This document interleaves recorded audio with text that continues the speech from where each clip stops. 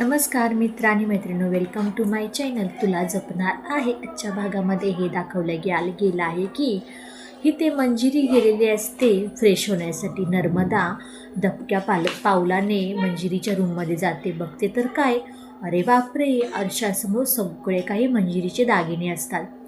नर्मदा एकदम कौतुकाने ते दागिने, प्रत्येक दागिना हातामध्ये पाहते. तिला कौतुकच वाटतं. अरे बापरे, किती भारी भरकम दागिने आहेत आणि किती जडही. आणि तिच्या हातामध्ये ते लॉकेटवालं मंगळसूत्र लागतं आणि ती त्याच्याकडे हातामध्ये निरखून एकदम आदलून बदलून उलटं पालटं करून नर्मदा बघत असते. अरे, हे लॉकेट हिरव्या कलरचं किती छान आहे, ह्याला विकलं म्हणजे किती बंगलाच बांधीन मी, नर्मदा असं म्हणत असते.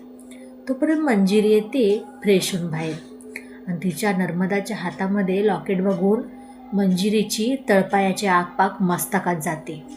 आणि नर्मदा म्हणून एवढी जोरात ओरडते, काही बोलायलाच नको. आणि तिच्या जवळ येते. नर्मदाच्या हातातून मंगळसूत्र ते लॉकेट ओढते. म्हणते की काय गं, तुझी कशी हिंमत कशी झाली माझ्या रूममध्ये यायची आणि माझ्या या डागांना माझ्या मंगळसूत्राला हात लावायची. जर मंगळसूत्र खाली पडलं असतं, त्यातलं लॉकेट तुटलं असतं तर काय केलं असतंस तू. नर्मदा म्हणते, काय गं वहिनी, हे लॉकेट काय काचेचं आहे की काय. मंजिरी काही न बोलता नर्मदाच्या हाताला पकडते, तिला रूममधून बाहेर टाकते. म्हणते, माझ्या रूममध्ये परत कधीही एंट्री करायची नाही, तू कधीही यायचं नाही मला न विचारता. माझ्या कुठल्याही गोष्टीला हात लावायचं नाही आहे तू नर्मदा, चल इथून चालती हो, असं म्हणून तिला तिथून हाकलून देते. बिचारी नर्मदा आपली खाली मान घालून तिथून निघून जाते. मंजिरी ते लॉकेट हातात घेऊन म्हणते की मला एकदा चिरतारुण्य आलं की ह्या लॉकेटची सगळी काही जादुई शक्ती आहे ती बाहेर येणार. तेव्हा मी सगळ्या एकाएकाला दाखवणार आहे मी मंजिरी काय चीज आहे ते. मंजिरी अशी म्हणते, आधी मी त्या अंबिका मीराला संपवणार आहे आणि त्या वेदाला संपवलं की मला चांगलं चिरतारुण्य भेटणार आहे, असं मंजिरीचं मत असतं.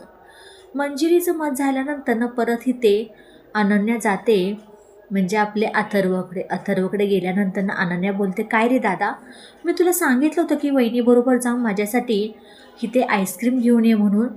इथे परत अथर्व म्हणतो, काय सांगतेस काय, मीराने तुझ्यापाशी चुगली केली वाटतं. अनन्या बोलते की नाही, चुगली नाही केली, माझ्याबरोबर सगळं काही सांगितलं आहे तिनं. अरे, त्यालाच चुगली बोलता, तुला माहिती आहे का. बरं असू दे, तू तिथे गर्दी होती, कपल्स भरपूर होते म्हणून गेला नाहीस आणायला, काय वाटतं काय नाही तुला. वहिनीला घेऊन गेलास आणि अजिबात तिच्यासाठीही काहीही घेतलं नाही तू, तसाच आला निघून.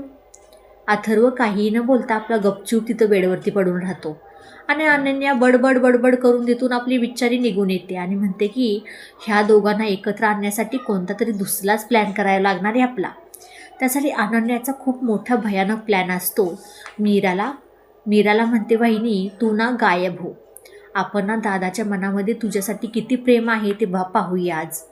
आणि मीरा ना एका क्षणासाठी घरातून गायब होते. अथर्व सगळीकडे बघतो, बेडरूममध्ये, हॉलमध्ये, किचनमध्ये, सगळ्यांना विचारतो, मीराला कुठे पाहिलं का.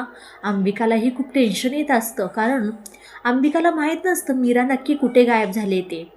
अनन्याने सांगितले असते की दादा खूप शोधतोय बरं का वहिनी तुला, आणि तू ना जोपर्यंत मी सांगत नाही आहे ना तोपर्यंत तू अजिबात बाहेर यायचं नाही.